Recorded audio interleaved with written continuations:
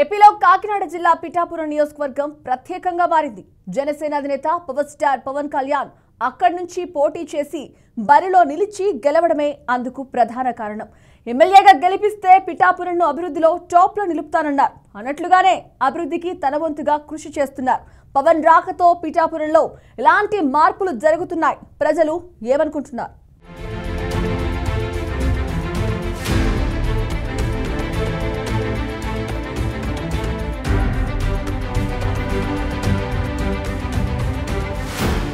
ఆంధ్రప్రదేశ్ రాష్ట్రంలోనే కాకుండా దేశంలోనే విశిష్ట స్థానం ఉన్న నియోజకవర్గంగా పిఠాపురం నిలిచింది.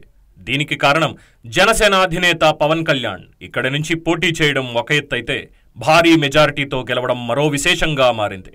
ఎన్నికల సమయంలో పవన్ కళ్యాణ్ ఓడిపోతారని కాపు ఉద్యమ నేత ముద్రగడ పద్మనాభం సవాల్ విసిరారు. పవన్ గెలిస్తే తన పేరును పద్మనాభరెడ్డిగా మార్చుకుంటానని చెప్పారు. దీంతో పిఠాపురం రాజకీయం ఆ సమయంలో రసవత్తరంగా మారింది. ఇక ఎన్నికల్లో పవన్ కళ్యాణ్ గెలవడంతో ముద్రగడ పద్మనాభం కాస్త పద్మనాభ రెడ్డిగా తన పేరు మార్చుకున్నారు.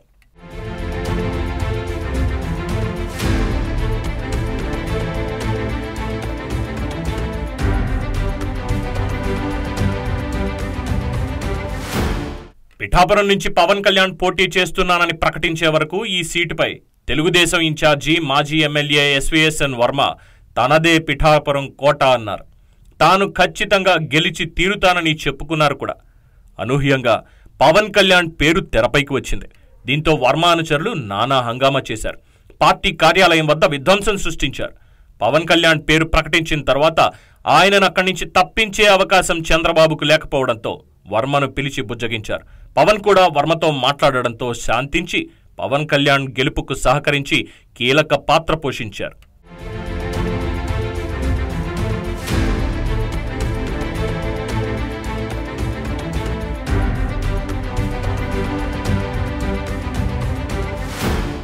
అయితే పవన్ కళ్యాణ్ గెలిచిన తర్వాత 4 సార్లు మాత్రమే పిఠాపురం వచ్చారు.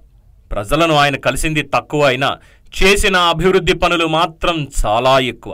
దీంతో ప్రజలు కూడా మనిషి రాకపోయినా పనులు జరుగుతున్నాయి అన్న భావనలోనే ఉన్నారు. ఇక మరోవైపు పిఠాపురం పంచాయతీలకు నిధుల కేటాయింపు విషయంలో పవన్ కళ్యాణ్ ప్రత్యేక చొరవ తీసుకుని రాష్ట్రంలోనే అత్యధికంగా నిధులను కేటాయించారు. ముఖ్యంగా చిన్న సమస్యలపై ఫోకస్ పెట్టి ముందుగా వాటిని పరిష్కరిస్తున్నారు. శ్మశాన వాటికలు నిర్మించడం, పిఠాపురం డెవలప్మెంట్ పేరుతో కమిటీ ఏర్పాటు చేసి పనులని ప్రారంభించారు. కళ్యాణ్ గారు పిఠాపురం నుంచి అత్యధిక మెజారిటీతో గెలవడం అనేది పిఠాపురం ప్రజలు చేసుకున్న అదృష్టంగా భావిస్తున్నామండి. ఎందుకంటే ఆయన ఎన్నికల సమయంలో పిఠాపురాన్ని ఒక మోడల్ నియోజకవర్గంగా తీర్చిదిద్దుతానని హామీ ఇచ్చారు. ఎన్నికల అనంతరం కూడా అదే రకంగా ఆయన పిఠాపురాన్ని అభివృద్ధి పదంలో నడిపిస్తున్నారు. దానికి చాలా ఉదాహరణలు ఉన్నాయి.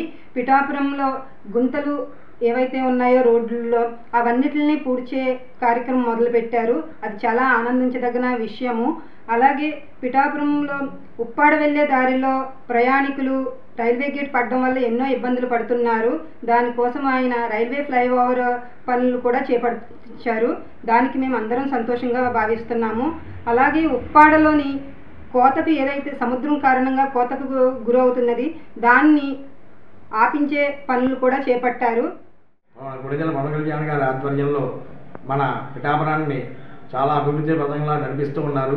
ఉప్పాడ కొట్టపల్లి గ్రామంలో ఫ్లైఓవర్ నిమిత్తము పనులన్నీ కూడా ఒక్కొక్కటిగా ప్రారంభిస్తూ ఉన్నారు.